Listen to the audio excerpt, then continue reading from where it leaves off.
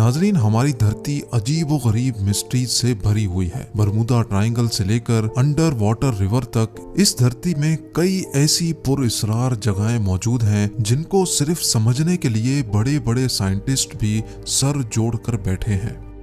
आज आप ऐसी मिस्टीरियस प्लेसेस के बारे में जानेंगे जिनका आखिर वजूद कैसे हुआ, ये वाकई एक पहेली है। तो आइए शुरू करते हैं। नंबर 7, तुर्कमानिस्तान के आलीशान काराकुम सहरा के बिल्कुल सेंटर में, जहां ऑलरेडी इतनी ज्यादा गर्मी बरसती है, जमीन में 100 फुट गहरा एक ऐसा गड्ढा है जहां 24 घंटे आग लगी रहती है। ये गड्ढा दरवाजा गैस क्रैटर के नाम से जाना जाता है, जो 17,500 स्क्वायर फीट तक फैला हुआ है। चाहे बारिश हो या तूफान, ये आग पिछले 50 सालों से ऐसे ही जल रही है। लेकिन सवाल ये है कि ये आग यहाँ जलाई किसने है। 1971 में एक सोवियत जियोलॉजिस्ट यहाँ ड्रिलिंग का काम कर रहा था कि अचानक उनके नीचे जमीन खिसक गई और तभी ये गड्ढा बन गया था। लेकिन उनको यहाँ से अजीब सी स्मेल आने लगी। जब तहकीक हुई तो मालूम पड़ा कि इस गड्ढे से नेचुरल मीथेन गैस निकल रही है। क्योंकि मीथेन गैस डेंजरस होती है, इसी वजह से काफी कोशिश की गई कि जमीन से निकलने वाली इस गैस को रोक लिया जाए, लेकिन सारी कोशिशें नाकाम रहीं। आखिरकार माहौल को बचाने के लिए इस गैस को आग लगा दी गई। बस वो दिन और आज का दिन, ये आग आज भी ऐसे ही नॉन स्टॉप जल रही है। नंबर 6, ये अजीबो गरीब पहाड़ देखकर ऐसा लगता है जैसे पानी नहीं बल्कि बादलों के बीच में आइलैंड बना हो। ये माउंटेन माउंट रोराइमा के नाम से जाना जाता है, जिसकी हाइट 2810 मीटर्स है। दूसरे पहाड़ों के कंपैरिजन में माउंट रोराइमा का टॉप बिल्कुल फ्लैट है और यहाँ का वाटरफॉल दुनिया का दूसरा ऊंचा तरीन वाटरफॉल कहलाया जाता है। नेशनल जियोग्राफिक की एक टीम के मुताबिक ये माउंटेन 2 बिलियन ईयर्स से भी ज्यादा पुराना है और यहाँ पिछले लाखों सालों से कभी कोई इंसान नहीं जा पाया। यानी ये माउंटेन दुनिया से बिल्कुल कटा हुआ था। 1884 में ये माउंटेन पहली बार सर एवरार्ड ने सर किया था और तभी दुनिया को मालूम पड़ा कि ये ऊंचा तरीन पहाड़ ऊपर से बिल्कुल फ्लैट है। लेकिन रिसर्चर्स के लिए ये बात हैरानकुन थी जब उन्होंने ये देखा कि इस माउंटेन पर हर किस्म की जिंदगी पाई जाती है। रिसर्चर्स को यहाँ से जानवरों और प्लांट्स की ऐसी किस्में भी मिली हैं जो उन्होंने पहली बार देखी थी। माउंट रोराइमा पर मौजूद 53% स्पीशीज ऐसी थीं जो आज तक सिर्फ इसी अजीब पहाड़ पर देखी गई हैं।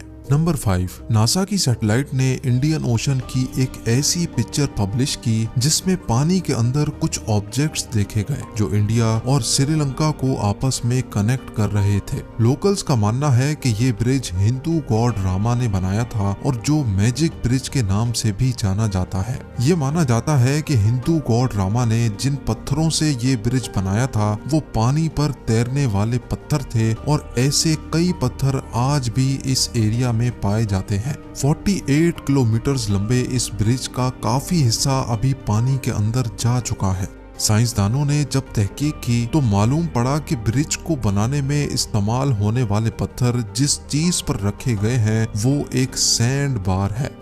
उनको इस बात के काफी सबूत भी मिल चुके हैं कि ये सैंड बार तो बिल्कुल नेचुरल है, लेकिन इस पर रखे गए पत्थर जरूर कहीं और से लाए गए थे। जब सैंड बार और उन पत्थरों की एज मालूम करने के लिए रेडियो कार्बन डेटिंग की गई तो जो मालूम पड़ा वो जानकर एक्सपर्ट्स भी चौंक गए। जी हाँ, उनको मालूम पड़ा कि ये पत्थर 7,000 साल पुराने हैं, जबकि उनके नीचे सैंड बार की एज सिर्फ 4,000 साल है। तो आखिर ये पत्थर यहाँ आए कैसे? ये साइंस के लिए एक बहुत बड़ी मिस्ट्री है।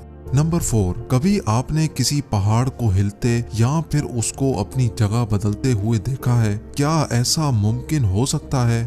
तंजानिया में गोरो कंजर्वेशन एरिया में मौजूद ये है एक ऐसा अजीबोगरीब पहाड़ जो हर साल 66 फीट तक अपनी जगह बदल देता है। यानी जिस जगह वो अभी मौजूद है अगले साल ये यहाँ से 20 मीटर आगे या पीछे मूव कर जाएगा और वो भी बिल्कुल नेचुरली। हैरत अंगेज तौर पे अगर इस पहाड़ से थोड़ी सैंड लेकर उसको अपने घर में भी रख लिया जाए तब भी वो ऐसे ही मूव करेगी, और इस बात की गवाही खुद तंजानिया के फॉर्मर प्रेसिडेंट जकाया किकवाइटा ने अपनी प्रेस कॉन्फ्रेंस में दी थी। साइंटिस्ट ने इस मिस्टीरियस पहाड़ के मूव करने की वजह जानने के लिए कई एक्सपेरिमेंट्स किए और ये पता लगाया कि ये सैंड हिल कम से कम भी 30 लाख साल पुरानी है और ये तब से ऐसे ही अपनी पोजीशन चेंज करती आ रही है। एक्सपर्ट्स का मानना है कि ये सैंड हिल वोल्केनो से निकलने वाली ऐश है और इसी वजह से ये मैग्नेट की तरह काम करती है। अगर थोड़ी सैंड हवा में फेंकी भी जाए तो वो हवा में फैलने के बजाय एक दूसरे से चिपकी रहती है। लेकिन ये सैंड हिल अपनी जगह क्यों बदलती है, इसका असल जवाब अभी तक तलाश किया जा रहा है।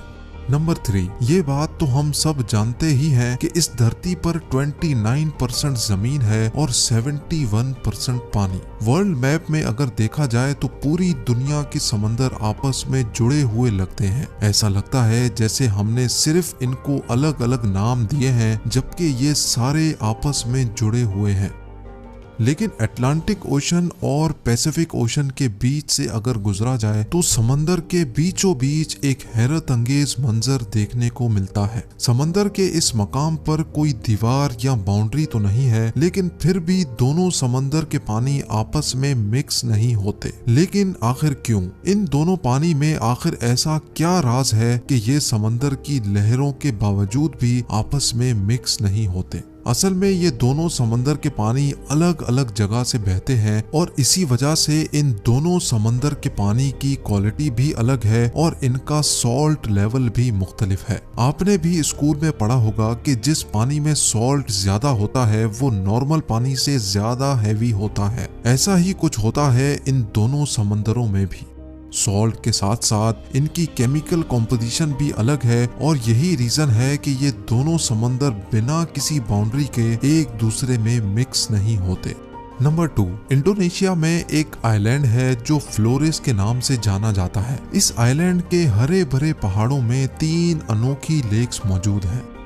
हालांकि ये तीनों लेक्स एक साथ ही बनी हुई हैं, लेकिन इन तीनों लेक्स के कलर्स बिल्कुल डिफरेंट हैं। एक का कलर ब्लैक है, दूसरी का टर्कोइज और तीसरी का ब्लू। लेकिन इसमें हैरत की बात सिर्फ इनके मुख्तलिफ कलर्स नहीं है। हैरान करने वाली बात यह है कि ये तीनों लेक्स अपने कलर्स बदलती रहती हैं। जी हाँ, कभी एक साल में ये 6 बार अपने रंग बदलती हैं तो कभी साल में सिर्फ 1 बार। लेकिन हिस्ट्री में कभी भी इन तीनों लेक्स का कलर एक जैसा नहीं देखा गया। जहाँ ये लेक्स मौजूद हैं वो जगह कालीमुटू नेशनल पार्क के नाम से मशहूर है और पार्क ऑफिशियल्स का कहना है कि इन तीनों लेक्स के नीचे एक्टिव वोल्केनोज मौजूद हैं, जिनकी वजह से ये लेक्स केमिकल रिएक्शन का शिकार होती रहती हैं। वोल्केनो की वजह से जो गैसेस निकलती हैं वही शायद इन लेक्स के पानी के साथ मिलकर केमिकल रिएक्शन करती हैं और इनका कलर चेंज हो जाता है। लेकिन कभी इन तीनों लेक्स का कलर एक जैसा क्यों नहीं हुआ, ये अभी तक एक मिस्ट्री है।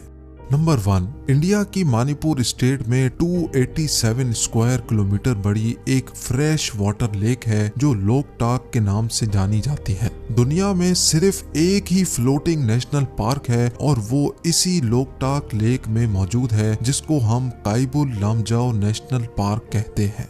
इस लेक में मजीद हजारों छोटे बड़े फ्लोटिंग आइलैंड्स मौजूद हैं, जिनमें से कई नेचुरली रिंग शेप के हैं। इन आइलैंड्स में कई पर आबादी भी बसती है और एक आइलैंड पर एक छोटा स्कूल भी खुला हुआ है। ये आइलैंड्स बायोमास के ऐसे टुकड़े हैं जो हर वक्त पानी के ऊपर ही फ्लोट करते रहते हैं। मजे की बात तो ये है कि यहाँ रहने वाले लोग भी हर वक्त खुद को हिलता हुआ महसूस करते हैं। इस फ्लोटिंग आइलैंड में हिरन की एक ऐसी किस्म भी रहती है जिसको सांगाई कहा जाता है। सांगाई पूरी दुनिया से खत्म हो चुके थे, लेकिन बाद में मालूम पड़ा कि इस फ्लोटिंग आइलैंड पर इनकी नस्ल अभी भी मौजूद है। उम्मीद कि ये वीडियो भी आप लोग भरपूर लाइक और शेयर करेंगे। आप लोगों के प्यार भरे कमेंट्स का बेहद शुक्रिया। मिलते हैं अगली शानदार वीडियो में।